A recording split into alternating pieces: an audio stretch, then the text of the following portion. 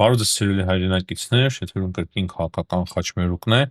Այսօր արդեն դեկտեմբերի 6-ն է, երեկոյան մեր հաղորդումն է, ու այս հաղորդման ընթացքում խոսելու ենք Դոհա ֆորումում հնչած մտքերի մասին։ Արմեն Գրիգորյանն է Հայաստանից մասնակցում այդ ֆորումին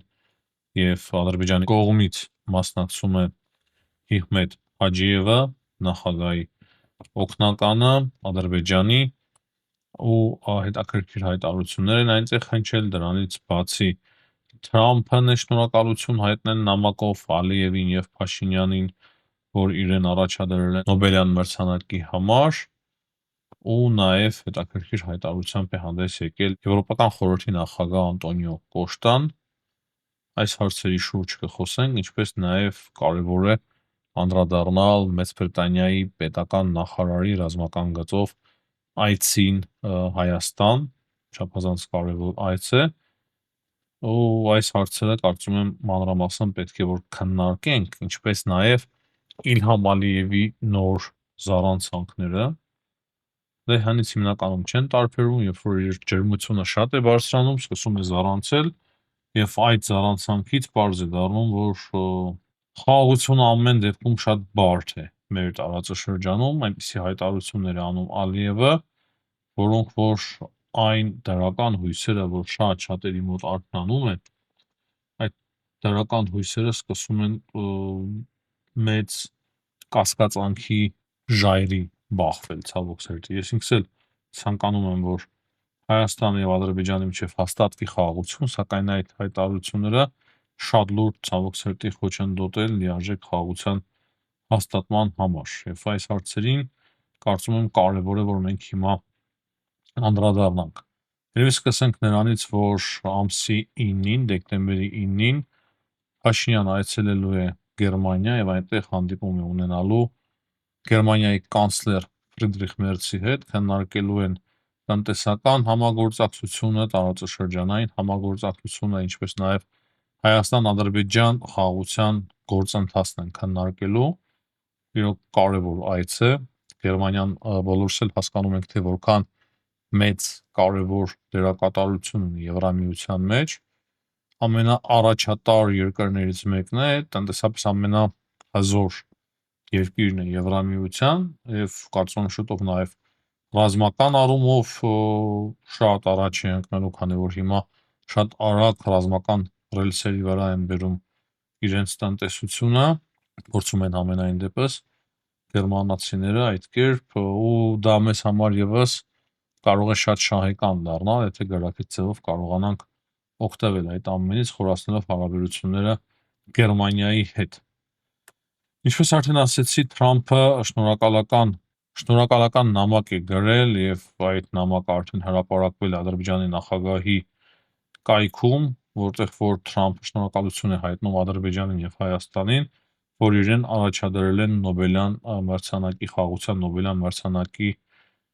համար։ Խոստացել էին օգոստոսի 8-ին թե Ալիևն էր խոստացել, թե Փաշինյանը, որ Թրամփին կառաջադրեն Նոբելյան մրցանակի համար, եւ հիմա փաստացի դիմել են եւ Թրամփն էլ իր հերթին շնորհակալություն է հայտնում։ Ինչպես արդեն ասեցի, Մեծ Բրիտանիայից ռազմական գծով պետական նախարարն էր այցելել Հայաստան, շատ կարևոր, նույնիսկ չափազանց կարևոր այց էր մեզ համար, հայերիս համար այս այցը, եւ Վերնոն Կոկերը կարևոր հանդիպումներ է անցկացրել Հայաստանում, հանդիպել է Հայաստանի վարչապետ Նիկոլ Փաշինյանի հետ, Սուրեն Պապիկյանի հետ, եղել է Վազգեն Սարգսյանի անվան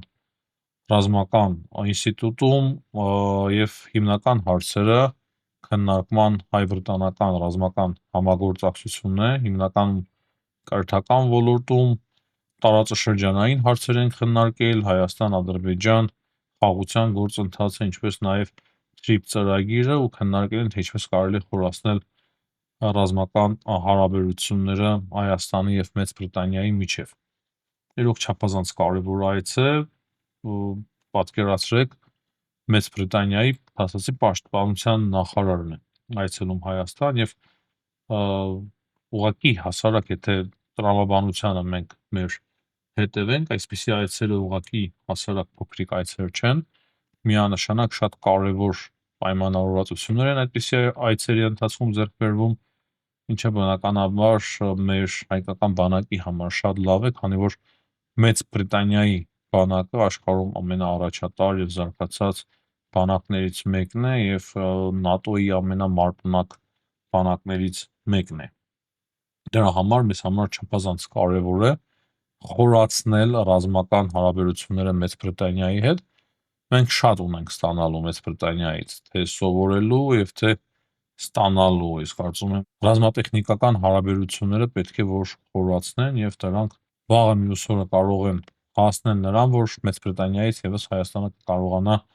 զենք ձեռք բերել։ Միջայլոց այս հարաբերությունները հիմա շատ ավելի հեշտ է խորացնել, քանի որ Ադրբեջանի եւ Հայաստանի միջև հաստատվում է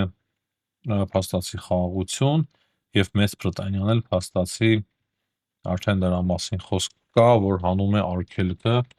զենքի վաճառքի Հայաստանին եւ Ադրբեջանին։ Այսինքն մենք միանշանակ կարող ենք օգտվել այդ ամենից։ Հիմա չնայած նրա որ բոլորը խոսում են Հայաստանի եւ Ադրբեջանի միջև հաստատվող խաղաղությունից, Ադրբեջանի նախագահ Իլհամ Ալիևը հերթական անգամ զառանցել է, անկեղծ ասած, երբ որ Ալիևը սկսում է իր զառանցանքները, մեծ հիասթափություն եմ ապրում, քանի որ հասկանում եմ, որ այդ փխրուն հույսերը խաղաղության համար կարող է եւ անիրականանալի ցավոք սերտի դառնան, քանի որ այդ պահանջները, որը որ Ալիևը ունի Հայաստանի նկատմամբ, դրանք միանշանակ անընդունելի են։ Ու Ալիևը խոսում է նրա մասին, թե իբր ադրբեջանցիները պետք է վերադառնան Հայաստան եւ իրենք պետք է ակտիվացնեն այդ ջանքերը։ Գիտեք, հորինել են, որ շատ թվով ադրբեջանցիներ են ապրել Հայաստանում, մի քանի անգամ ուռճացրել են այդ թիվը, այնինչ Ալիևի պատկերացրածից մի 4-5 անգամ նվազ են ապրել ադրբեջանցիները Հայաստանում եւ իրենց կամքով հեռացել են։ Նաեւ խոսել է իբր ադրբեջանական ժառանգության մասին, որը որ իբր եղել է Հայաստանում եւ հայերը ոչնչացրել են այդ ժառանգությունը, այսինքն ահա այդպիսի պահանջներ է բարձրացնում Հայաստանի նկատմամբ, ասելով, որ թշնամանքի էջը կարելի է փակել միայն այն ժամանակ, երբ այդ հարցերը լուծվեն։ Սակայն իրականում այդ հայտարարություններից հասկանում ես, որ թշնամական տրամադրվածություն ունի ինքը անձամբ Իլհամ Ալիևը, ինչքան էլ ճնշումները մեծ են նրա վրա, թե Թրամփի կողմից, թե Եվրամիության կողմից, այնուամենայնիվ ինքը այնքան խորն է լցված ատելությամբ հայերի նկատմամբ, հայ ժողովրդի նկատմամբ, որը գրեթե անհնարին է դարձնում խաղաղությունը Հայաստանի եւ Ադրբեջանի միջեւ։ Ես չեմ ասում, թե խաղաղություն չի հաստատվելու, ես չեմ ասում, թե այդ հայտարարությունները հիմա միանգամից չեղարկում են այն փաստաթուղթը, որը որ ստորագրվել է Հայաստանի եւ Ադրբեջանի միջեւ օգոստոսի 8-ին Թրամփի միջնորդությամբ, բայց այդպիսի հայտարարությունները միանշանակ շատ մեծ վնաս են տալիս հայ-ադրբեջանական կարգավորման գործընթացին։ Այդ հայտարարությունները լսում է թե Ադրբեջանի հասարակությունը եւ թե Հայաստանի հասարակությունը, ու դա մեծ խնդիր է առաջացնում մեր հասարակությունների համար, որպեսզի մեր հասարակությունները կարողանան հաղթահարել այդ տասնամյակներով կուտակված ատելությունը միմյանց նկատմամբ։ Այսինքն Ալիևը իր հայտարարություններով նպաստում է նրան, որ այդ ատելությունը չնվազի եւ նաեւ այստեղ կարեւոր է հասկանալ, թե մենք ինչպես պետք է վարվենք այս պարագայում, ամբողջ աշխարհի աչքի առջև շատ թարմ են այն հետքերը, թե ինչպես ամբողջ մի ժողովուրդ տեղահանվեց իր պատմական բնորանից, Արցախից, բոլորը գիտեն այդ մասին, բազմաթիվ տեսանյութեր կան, որոնք որ հաստատում են եւ ոչ միայն տեսանյութեր, փաստերի անսահման մեծ քանակություն կա, որ կոնկրետ էթնիկ տեղահանություններ տեղի ունեցած Արցախում եւ մենք էլ պետք է փորձենք օգտագործել այդ փաստերը եւ պահանջել, որ արցախցիները պետք է վերադառնան Արցախ։ Բայց խնդիրը այն է, որ Հայաստանի իշխանությունները համարում են, որ սա կոնֆլիկտի ճանապարհ է, դեպի կոնֆլիկտ տանող ճանապարհ է եւ դրա համար էլ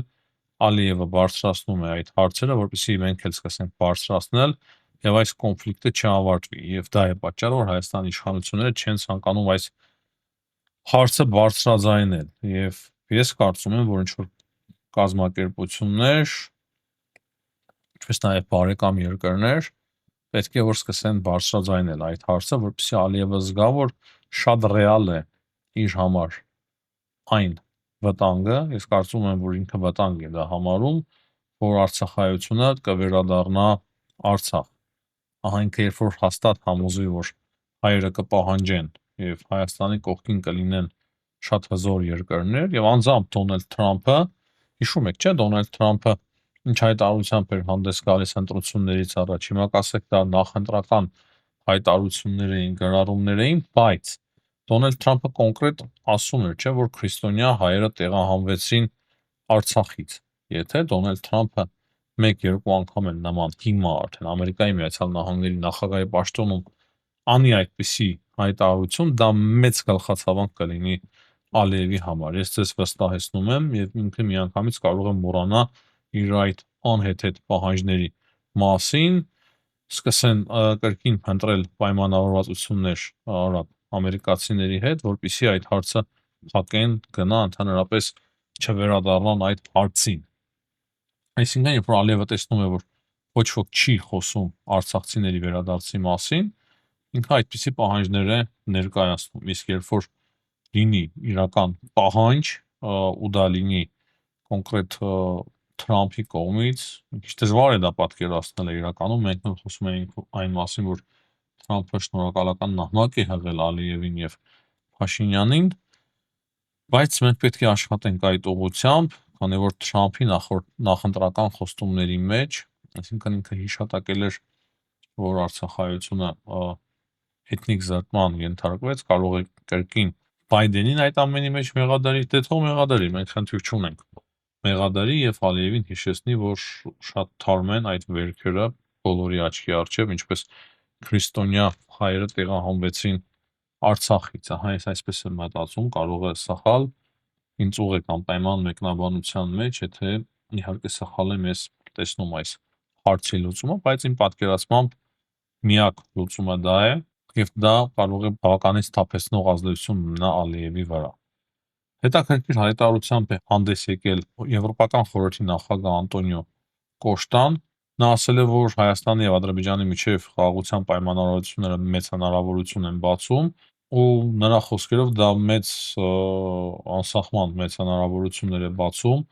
տրանսպորտային կոմունիկացիաների ուղիների համար Ասիայից դեպի Եվրոպա,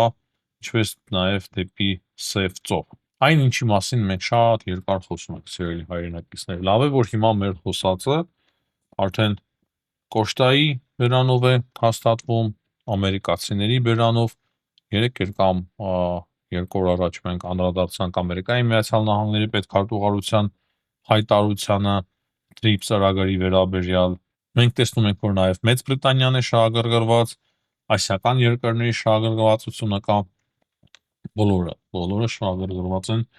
այդ ծրագրով։ Իսկ Դոխայում տեղի ունեցած այդ ֆորումի ընթացքում կրկին հետաքրքիր մտքեր են հնչել։ Արմեն Գրիգորյանը եւ Հիֆմետ Աջիևը խոսել են, թե ինչպես կարելի է ինստիտուցիոնալացնել խաղաղությունը Հայաստանի եւ Ադրբեջանի միջև, երբ որ Հաջիևը կրկին անդրադարձել է այսպես կոչված Զանգեզուրի միջանցքին, Արմեն Գրիգորյանը ասել է, որ դա մեզ համար անընդունելի է, ծրագրի անվանումը TRIP է եւ դա հաստատված է փաստաթղթերով, Թրամփի երթուղի է։ Ի պատասխան դրա Հաջիևը ասել է, որ իրենք տեղյակ են հայկական մոտեցման մասին, ասում է, որ թող հայերի եւ ադրբեջանցիների միջև ամենամեծ տարաձայնություն այդ տերմինաբանությունը լինի։ Նկարակետ մոտեցում է, քաղաքական գործի համապատասխան մոտեցում, փորձել է այդ հարցը մի ձևով այդտեղ փակել, չշարունակել, բայց կրկին փաստը այն է, որ իրենք մտադիր են նաև այդ հայտարարությունից հստակ բխում է, որ օգտագործել են մտադիր այսպես կոչված Զանգեզուրի միջանցք տերմինը։ Հաջիևը նաև խոսել է այն մասին, որ այս վերջի հանդիպման ընթացքում Մեհեր Գրիգորյանի եւ ադրբեջանցի ներկայացուցիչի միջև պայմանավորվածություն է ձեռք բերվել, որ ոչ միայն սահմանազատում տեղի ունենա, այլ նաև ինչ-որ կարևոր առևտրային հարաբերություններ ձևավորվեն, խոսքը նաև նավթի, գազի վաճառքի մասին Ադրբեջանից Հայաստան, Այստեղ եւս կան մտահոգություններ եւ կարծում եմ դա էլ գաղտնիք չէ մեզ համար։ Չպետք է այնպես արվի, որ Ադրբեջանից հիմա էլ ազդեցության տակ ընկնի Հայաստանը, նավթ եւ գազ մեծ քանակությամբ ձեռք բերի։ Ճիշտ է, նավթ եւ գազ ձեռք բերելը միգուցե նաեւ շահեկան լինի Հայաստանի համար, բայց այստեղ չափազանց զգուշ պետք է լինել, ազգային անվտանգության հարց է կոնկրետ այս հարցը, եւ եթե գրաքետ չմոտենանք այս հարցին, միանշանակ մեծ խնդիրներ կունենանք, ես գրեթե դրանում համոզված եմ։ Ինչ վերաբերվում է միջազգային հարցերին, սիրելի հայրենակիցներ, Ուկրաինայի շուրջ այս պայդրությամբ մեծ հաշվով շատ բան չկա քննարկելու։ Գիտեմ այն, որ ուկրաինական պատվիրակությունը հիմա հանդիպելու է արդեն Վիտկոֆի հետ Ամերիկայի Միացյալ Նահանգներում, հնարավոր է նաև դրան մասնակցի Կուշները, տեսնենք ինչ հայտարարություններ եւ որոշումներ կլինեն։ Գիտեմ նաև այն, որ Ռուսաստանը կրկին հրթիռներով եւ դրոներով շատ ցավալի հարվածներ է հասցրել Ուկրաինային, իսկ Ուկրաինան հասցրել է նմանատիպ դրոնային հարվածներ բավականին ցավոտ Ռուսաստանի Դաշնությանը, հատկապես Չեչնիայում շատ լուրջ հաջողությունների են հասել ուկրաինացիները, հարվածելով կարևոր շենքերից մեկին, որտեղ որ տեղակայված է Չեչնիայի ազգային անվտանգության գրասենյակը, արդեն Ախմատ Կադիրով արձագանքել է այդ հարվածներին, արդեն մեծ սպառնալիքներ է հնչեցրել ուկրաինացիների հասցեին։ Պուտինի այցի մասին Հնդկաստան խոսել ենք, հետաքրքիր այն է, որ այդ այցի ընթացքում աննախադեպ մեծ անկում է ապրել հնդկական ռուպին, պատմական ամենամեծ անկումը, բայց ինչ որ պայմանավորվածություններ են ձեռք բերում Ռուսաստանը եւ Հնդկաստանը, տեսնենք թե ինչքան կխորացնեն այդ երկրները հարաբերությունները միմյանց հետ։ Մեզ համար կարծում եմ ինչ որ միտեղ նաեւ մտահոգի չէ, որ Ռուսաստանի Դաշնությունը եւ Հնդկաստանը խորացնում են հարաբերությունները, սակայն հնդկացիները քաղաքականապես այդքան հասուն չեն, որ հասկանան, թե իրականում ինչ վտանգներ է այդ հարաբերությունները իր մեջ պարունակում։ Կարելի է մի երկու խոսքով նաև խոսել ՆԱՏՕ-ի մասին, շատ բան է փոխվում ՆԱՏՕ-ի մեջ, Ամերիկայի Միացյալ Նահանգների ՆԱՏՕ հարաբերություններում, Եվրոպայի պաշտպանության հարցով գլխավոր շտաբերից մեկը ՆԱՏՕ-ն տեղափոխում է Եվրոպայից տեղափոխում է Ամերիկայի Միացյալ Նահանգներ, նոր պահանջների Ամերիկայի Միացյալ Նահանգները առաջադրում եվրոպական երկրներին, որպեսզի ավելի լավ պատրաստվեն եւ զինվեն, հակառակ պարագայում Ամերիկայի Միացյալ Նահանգները հրաժարվում է պաշտպանել եվրոպական երկրներին, ՆԱՏՕ-ի երկրներին, նույն ժամանակ գնահատելով շատ ցածր ՆԱՏՕ-ն գնահատում է շատ ցածր Ռուսաստանի հարձակման հնարավորությունը, այսինքն ճեղքված կա նաև Ամերիկայի Միացյալ Նահանգների եւ ՆԱՏՕ-ի միջև, պետք է այս ամենը արձանագրենք, փաստ է սա, սակայն կարծում եմ այդ ճեղքվածքը այնպիսի ճեղքված չէ, որը որ շատ լուրջ հիմա սպառնալիք է այդ ռազմաքաղաքական դաշինքի համար։ Մյուս կողմից կարծես Ամերիկայի Միացյալ Նահանգները ամեն ինչ դիտմամբ է անում այնպես, որպեսզի Եվրոպան կարողանա ինքնուրույն կանգնել ոտքի եւ ինքնուրույն զինվել ու ինքնուրույն պաշտպանել իր սեփական սահմանները։ Դրա համար է ամեն ինչ անում Ամերիկայի Միացյալ Նահանգները։ Դրա համար Ամերիկայի Միացյալ Նահանգները Թրամփի գլխավորությամբ ամեն ինչ անում են, որպեսզի ՆԱՏՕ-ն կարողանա ինքնուրույն իր անվտանգային հարցերը հոգալ։ Այս պահի դրությամբ այսքանը, հաջողություն եմ մաղթում բոլորին, ցտեսություն, կհանդիպենք։